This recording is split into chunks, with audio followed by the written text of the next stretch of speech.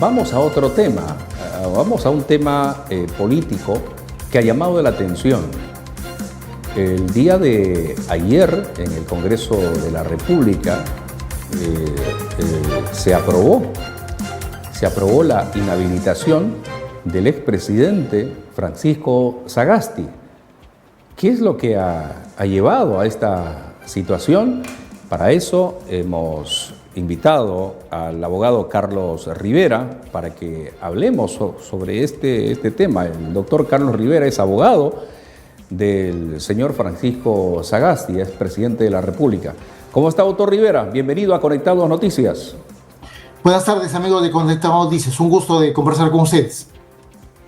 Doctor Rivera, queremos saber detalles de esta inhabilitación por 10 años al expresidente de la República, Francisco Sagasti.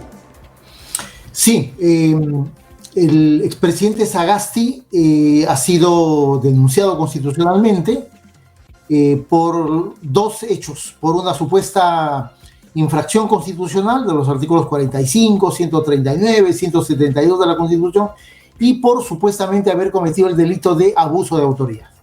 Eso es lo que señalan las denuncias que han sido presentadas y tramitadas ante la Subcomisión de Acusaciones Constitucionales. ¿Cuáles son los hechos que se le imputan al expresidente Sagasti? Dicen que en noviembre del 2020, cuando en los días siguientes a que Sagasti asume el poder como parte de una sucesión constitucional tras la caída del señor Manuel Merino, Sagasti con su ministro del Interior, en ese entonces del señor Rubén Vargas, toma la decisión de designar un nuevo director general de la Policía Nacional del Perú. ¿Ok?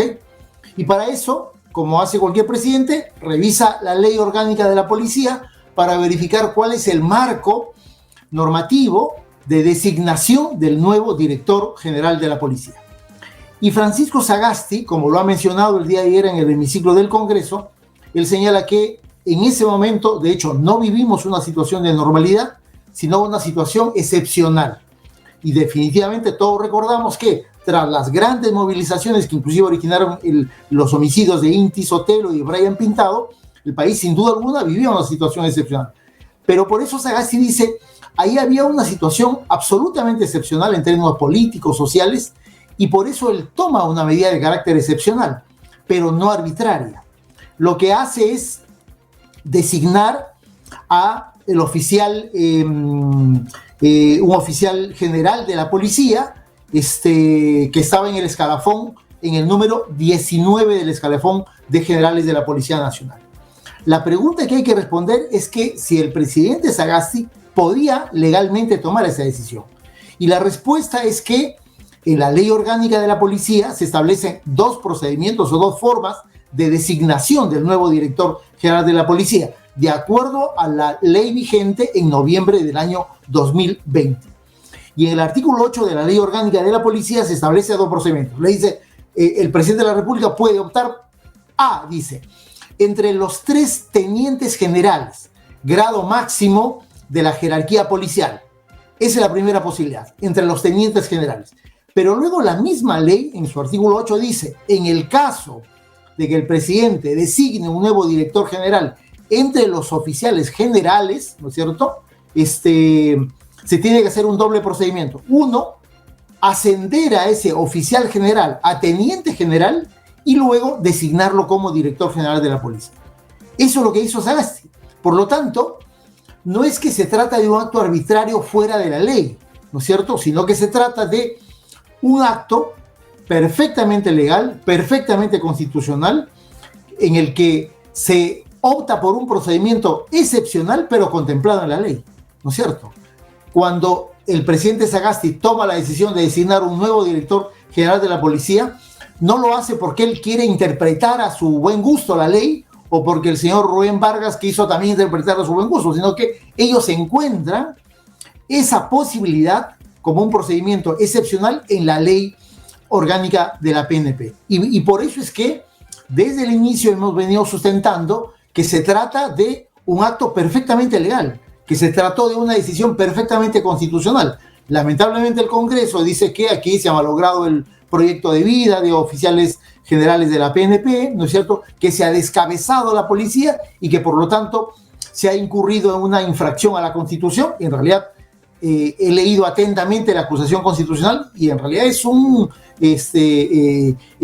logramos establecer cuál es supuestamente la infracción constitucional que Sagasti habría incurrido, ¿no es cierto? Y luego se dice que eso además constituiría un delito de abuso de autoridad. También hemos rechazado abiertamente que se haya cometido el delito de abuso de autoridad, porque el abuso de autoridad es justamente actuar más allá de las atribuciones legales que a un funcionario le otorga la ley o la Constitución. Y aquí lo que hemos acreditado, y eso hemos sostenido el día de ayer en el hemiciclo, es que la actuación del expresidente Sagasti ha sido perfectamente legal, perfectamente constitucional, pero, digamos, en realidad hemos sentido que hemos ido a hablar con las paredes, ¿no? No solamente había casi nadie en el Congreso de la República, sino que nos dio la impresión de que era una decisión ya tomada, y por eso cuando hemos concluido nuestra presentación y nuestra defensa, salimos y a los 2 minutos la votación ya estaba cerrada, ¿no es cierto? Habían inhabilitado al expresidente por 10 años, que es además la sanción más grave que políticamente puede imponer el Congreso de la República, y además lo están acusando para que el Ministerio Público le abra una investigación por el delito de abuso de autoridad. Congresistas de la comisión, ¿en qué se basan, doctor Rivera, para afirmar que hay una infracción constitucional en este caso? Mira, en realidad esa es una gran pregunta que hubiésemos esperado que ayer la señora María Acuña o el señor Jorge Montoya, que fueron los que sustentaron la acusación ante la Comisión Permanente, hubiesen respondido, pero en realidad ayer simplemente hemos escuchado el informe de una mesa de parte, es decir, la acusación se presentó en tal fecha, dijo tal cosa, el señor Sagasti respondió en tal fecha, dijo tal cosa, y nada más, cero argumentación, ¿no? Por eso es que nosotros una de las primeras cosas que señalamos es de que no lográbamos encontrar cuál es la infracción a la Constitución, porque el artículo 45 de la Constitución se refiere a que el poder emana del pueblo, ya, ese es uno. Luego, el artículo 139, inciso 3, se refiere a que todos tenemos el derecho al debido proceso.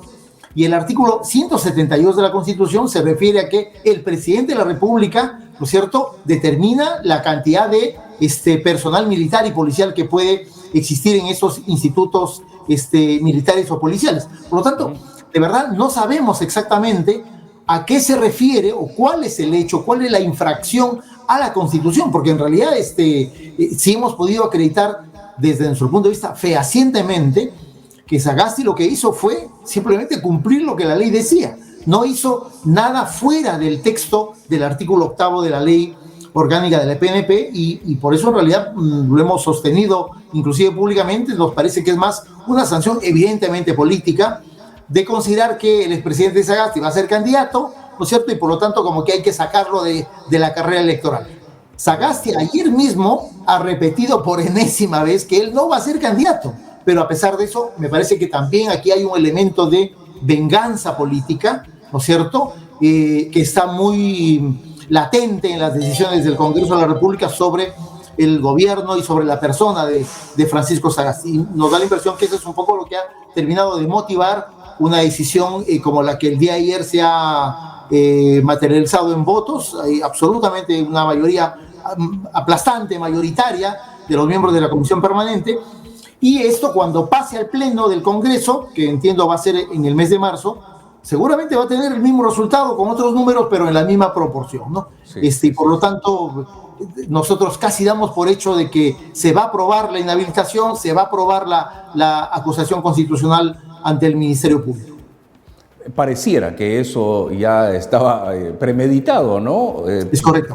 O sea, acusarlo, inhabilitarlo, sí o sí, sea el argumento que fuere, ¿verdad? Sí, en realidad hemos tratado de hacer alegaciones desde el derecho, ¿no es cierto? Que es lo que nos correspondía a los abogados del presidente.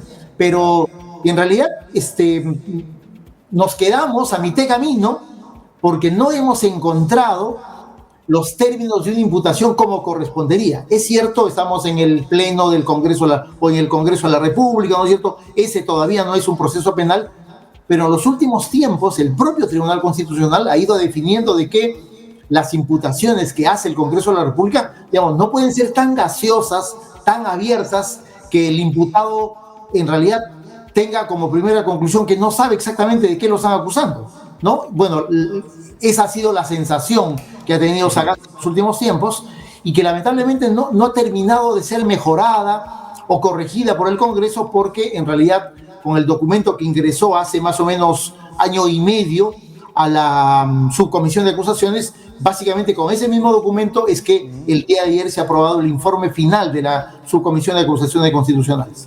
Bien, doctor Rivera, y a todo esto, ¿cómo está el señor Sagasti en este momento? ¿Usted ha podido conversar con él en las últimas horas?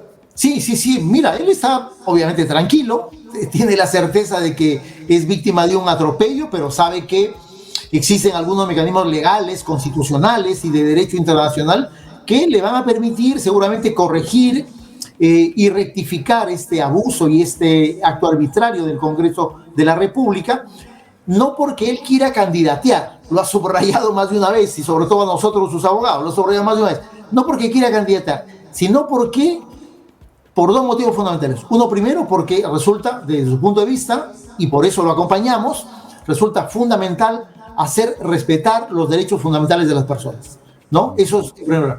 Y en segundo lugar, la necesidad de un mensaje a la opinión pública de que no se puede permitir que tengamos un Congreso de la República que actúe impunemente, que pisotee los derechos de la gente y como que no pasa nada, ¿no es cierto? Creo que esas dos circunstancias son determinantes para lo que seguramente desde el día siguiente que el Congreso apruebe la inhabilitación, se tomarán las acciones legales que correspondan justamente para hacer corregir esta circunstancia, ya no en el escenario del Congreso, sino en el escenario del sistema de justicia. Muy bien. Doctor Rivera, muchísimas gracias por haber estado con nosotros. Ustedes, amigos, muchas gracias. Un abrazo. Doctor Carlos Rivera, abogado del señor Francisco Sagasti, expresidente de la República, estuvo aquí en Conectados Noticias. Saquen sus conclusiones ustedes, amigos televidentes, claro que sí.